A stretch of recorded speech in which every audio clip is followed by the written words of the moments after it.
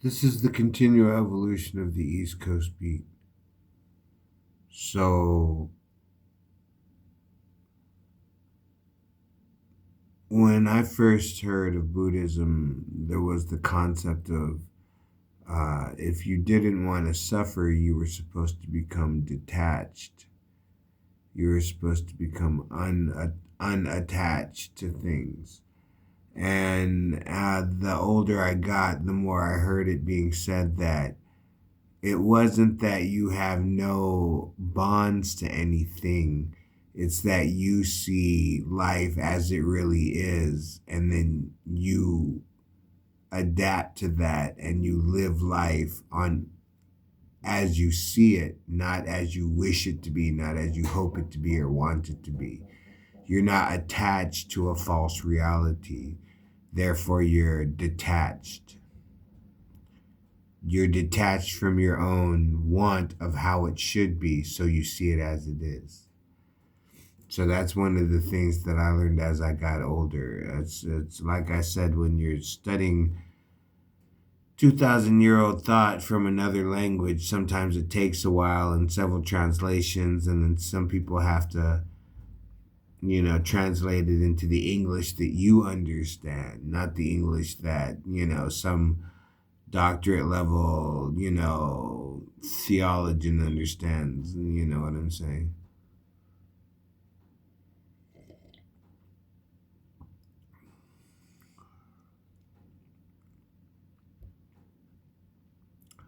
So, yeah, you have to become, if you don't want to suffer, if you don't want to suffer any extra in life, you have to see life for what it is and then work with that.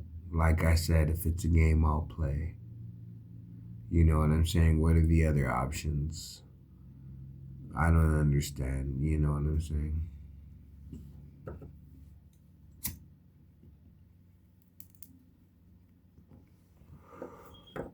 If you were in a dream, uh, and you and someone walked up to you and said, "Hey, the rules of the world do not apply," it would make sense to you in the dream, and you would begin to stretch your reality, seeing what was possible.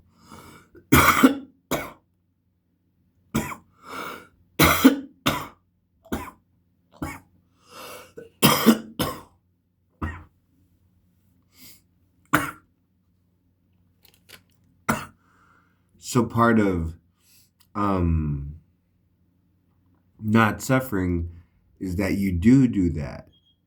What does the world have to offer you? What is it worth for you to get dressed, look good, pay attention, brush your teeth, put on some deodorant, wear clean clothes? Where are you going to go? What are you going to get out of it? What are you looking for out of life? You know what I'm saying?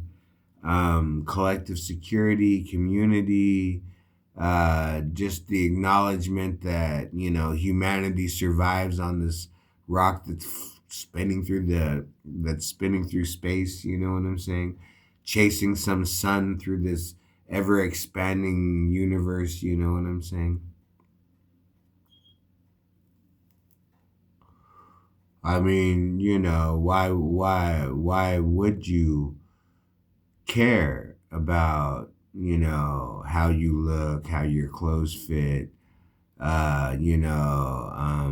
if your shoes are still cool? You know what I'm saying? Why would you even care if that's not an inborn part of us?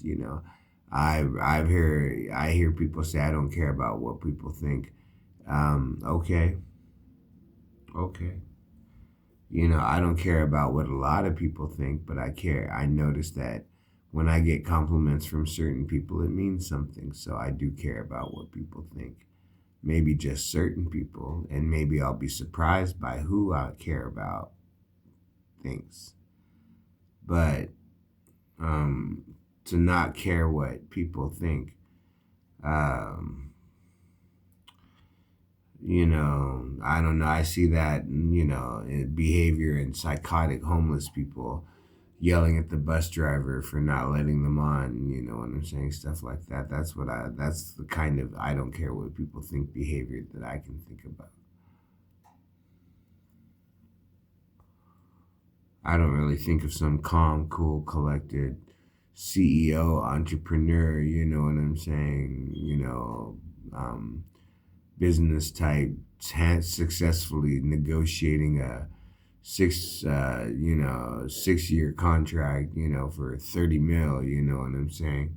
If he doesn't care what people think, I don't, I think at some point somebody would just get offended and not want to do business because they want people to care what they think.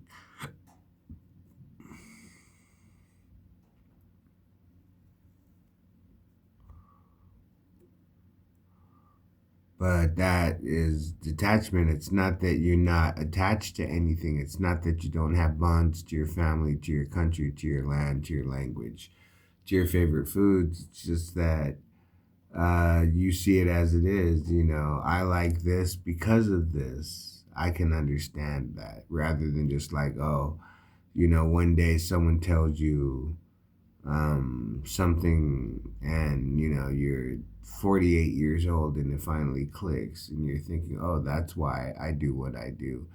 Whereas if you're not attached too much to why, to wanting it to be a certain way, I do what I do because I have to. Some people want big families, some people want big houses, some people want multiple cars, multiple women, multiple kids. Some people want, a lot of different things, you know what I'm saying? And I still want. So I know that I still desire and I'll still suffer, you know. But if I choose to want something, it has to be realistic.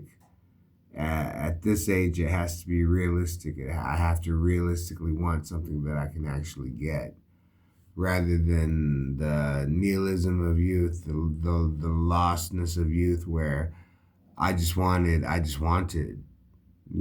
mean, I just wanted. I didn't want certain things, and I wanted certain things, and that's all I knew. There was no focus or intention or anything. It was just keep me from being, homeless, keep myself from being homeless, and, um, that was one of my main thoughts, to be honest. Most, I don't know, most people I was going to school with, I don't know if that was really a thought on their mind, which was like, hey, if we don't get this job, we're going to be homeless, right? I don't know, you know what I'm saying?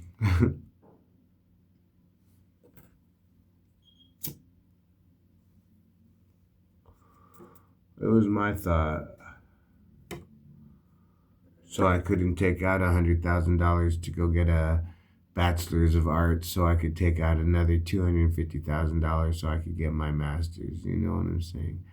I just couldn't do it. If I couldn't even pick up a late model Honda Civic and an apartment with the pay I was getting from working, full time with the skills I had acquired at 30, I don't know.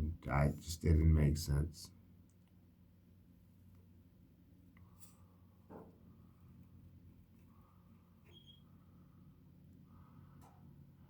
I should have did better math when I was young. I should have known that wasn't gonna lead nowhere. You know what I'm saying? But hey, I guess I just, I mean, that's just how it was. I'm just, I didn't want to take out a bunch of student loans to try to get a job, and when I was already getting older and older, and they kept hiring younger and younger people. You know what I'm saying?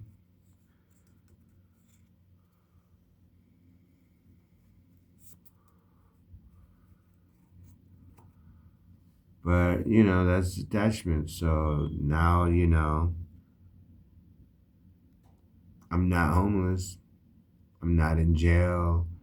I didn't get shot, walking on the wrong side of the boulevard, or wearing a rag out of one of my pockets. That never happened. So, did I do it? Did I live life right? If I had lived in ancient India and been able to hear the Buddha, uh, would it have made a difference in my life back then? What would I have been back then? A baker, a shoemaker, a candlestick, what would I have done in 500 BCE? You know what I'm saying? That I can't do with the same knowledge in 2025. I mean, what was I? I was a soldier. I worked at a movie theater. I worked at a coffee shop. You know what I'm saying? I was a cook. That's what I basically did. And that's what I was. And what am I now?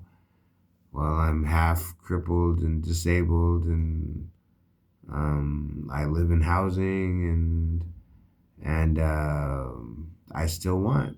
What can I say? You know what I'm saying?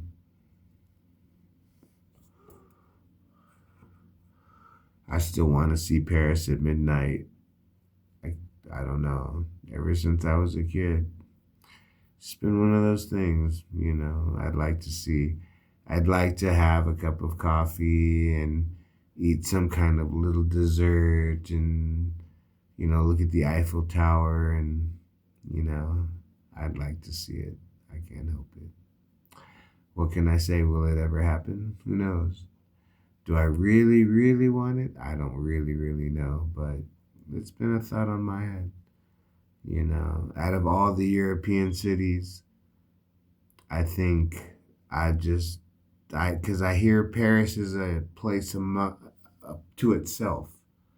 It's such a metropolis and an icon that it's its own individual thing. You know what I'm saying? It's not like visiting a city or a country. It's like visiting its own thing. So I don't know. I mean, but it's been 30, 40 years since I've heard talk like that. Every emerald city that I've heard of in the last 30 years is now, you know, third world nation. You know what I'm saying? What can I say?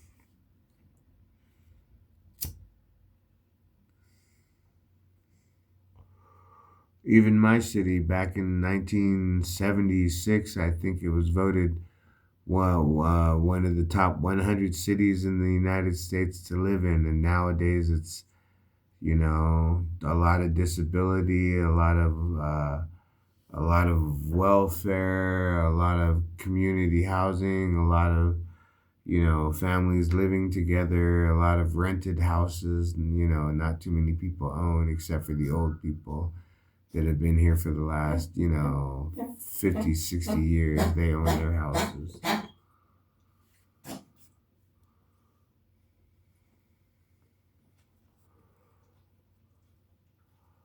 And yeah, there are a lot of jobs, but people come from far away to work at them. You know what I'm saying?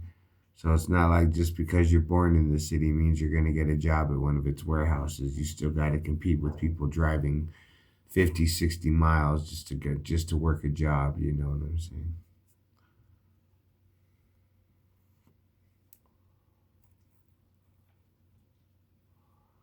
So yeah, it's a little beat, I guess. I mean, I could see that. You know what I'm saying? I'd like a little more brick. Downtown brick cities are always nice, but yeah, I'd say the city I live in is pretty beat. You know what I'm saying? I mean, you could call it ghetto, but I prefer to think of it as beat. Like it's that old rusted out Cadillac that the owner's been letting sit in the sun for the last 20 years. It used to be sweet. You know what I'm saying? Anyway, the continual evolution of the East Coast beat.